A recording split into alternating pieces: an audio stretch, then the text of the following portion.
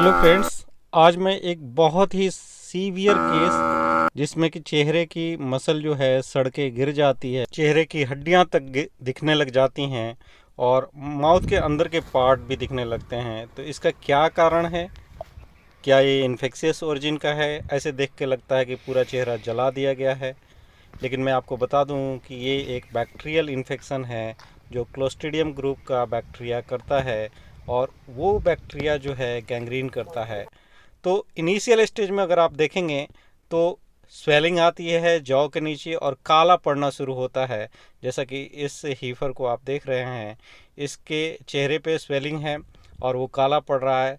वो अगर प्रोसीड करता है तो पूरे चेहरे से लेकर के एक साइड से लेकर के दोनों साइड को भी इन्वॉल्व कर सकता है। तो क्लोस्ट्रीडियल इन्फेक्शन जो है बरसात के दिन में कॉमन है और ये कई बॉडी पार्ट्स को अफेक्ट करता है। वल्वा पे भी हो सकता है, चेहरे पे भी हो सकता है, जो थाई मसल होते हैं वहाँ पे भी हो सकता है। यहाँ इस काऊ को आप देख सकते हैं कि इसके दोनों साइड में अभी स्वेलिंग आई है। ये इसे हम लोग इनिशियल स्टेज मानते हैं और यहाँ पे जब टॉक्सिन प्रोड्यूस करता है बैक्टीरिया तो फिर वो गैंग्रीन बनाना शुरू करता है। और आप यहाँ देख सकते हैं कि इस बफलो का क्लियर ब्लैक एरिया बन गया है और हेल्दी टिश्यू और डेड टिश्यू में क्लियर कट डिमार्केशन आपको दिखाई देता है।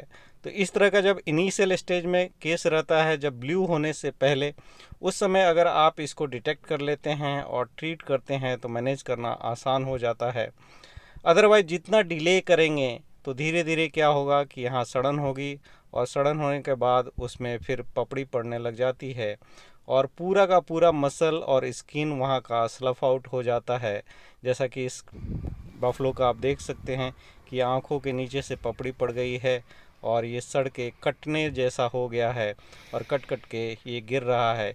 ये लगभग 10 दिन के बाद का वीडियो है। इनिशियल स्टेज में अगर इसका प्रॉपर ट्रीटमेंट नहीं किया गया तो इस स्टेज में बफलो आ जाती है और फिर पूरा का पूरा मसल यहाँ आप देख सकते हैं कि कट के गिर जाता है, इवन बोन्स तक दिखने लग जाते हैं।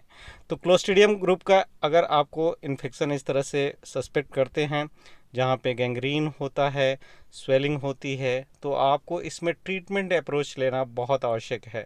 तो इसमें अगर आप ड्रग ऑफ चॉइस कहें तो इसमें पेनिसिलिन होता है।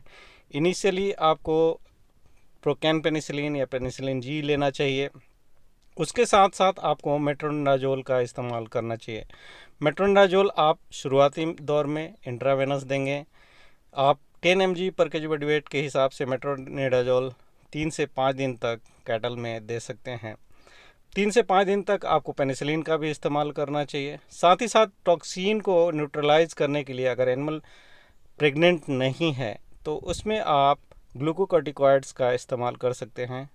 ग्लूकोकॉर्टिकॉइड में जो मेरा अपना एक्सपीरियंस है, प्रेडनिसोलोन का इस्तेमाल करना बेस्ट होता है अगर क्लोस्ट्रीडियल ग्रुप का है, इनिशियल स्टेज का है। अगर प्रेग्नेंट एनिमल है तो वहाँ पे हम लोगों को ग्लूकोकॉर्टिकॉइड अवॉइड करना होता है।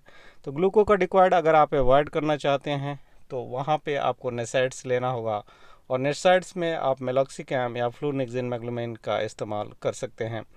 तो ये एक्चुअल बैक्टीरिया को रोकेगा। लेकिन जब नीला पड़ गया है, जैसा कि आप यहाँ देख रहे हैं, तो नीला पड़ जाने के बाद वहाँ ब्लड सप्लाई कम हो जाती है। तो इस स्टेज में अगर हो तो यहाँ पे हेपरिन के जो ऑइंटमेंट आते हैं उनको टॉपिकली आप लगा सकते हैं।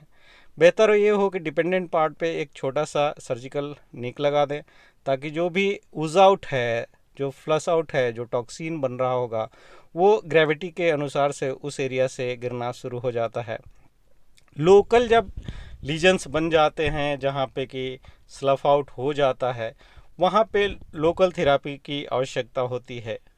जब क्रोनिक केस हो जाता है तो वहाँ पे, जैसे कि यहाँ पे आप देख रहे हैं कि आंखों से वो मसल निकल रहा है, तो यहाँ पे आप स्ट्रेप्टोपेनिसिलिन का इस्तेमाल कर सकते हैं। क्योंकि जब वुंड बन जाएगा तो सेकेंडरी बैक्टीरियल इन्फेक्शन फिर से होते हैं, वहाँ ग्राम नेगेटिव बैक्टीरिया भी होते हैं। तो स्ट्रेप्टोपेनिसिलिन का आप इस लेवल पे इस्तेमाल कर सकते हैं। इसके साथ साथ आप चाहें तो वुंड की जो ड्रेसिंग है वो पोविडोन आयोडीन से करें। उसके साथ में आप मेट्रोजेल जो आता है इन्फ्यूज़न के लिए, उससे इरिगेट करेंगे वुंड को तो वहाँ हीलिंग फास्ट हो जाती है। मेट्रोजेल के साथ में आप एक्रिफ्लेविन का इस्तेमाल कर सकते हैं। एक्रिफ्लेविन ऑइंटमेंट अगर अवेलेबल नहीं है तो वेटनरी में लोरेक्जिन नाम से जो ऑइंटमेंट आता है उसका भी हिलेंट इफ़ेक्ट बहुत अच्छा है और वुंड धीरे धीरे करके भरना शुरू हो जाता है। ये बहुत ही डिफ़िकल्ट केस है। आपको पहले टॉक्सीमिया से बचाना होता है, फिर गैंग्रीन से जब एनिमल का मसल सड़ने लगता है उसका टेक केयर करना होता है, तब जाके काफ़ी मेहनत करने के बाद एनिमल की सर्वाइवल हो सकती है। इस स्टेज में अगर एनिमल चारा पानी नहीं ले रहा है तो आपको वहाँ पे फ्लूइड थेरेपी भी करना चाहिए, जो टॉक्सिन को इनिशियल स्टेज में फ्लश आउट करता है और जो हाइड्रेशन स्टेटस है एनिमल का उसको मेंटेन करता है।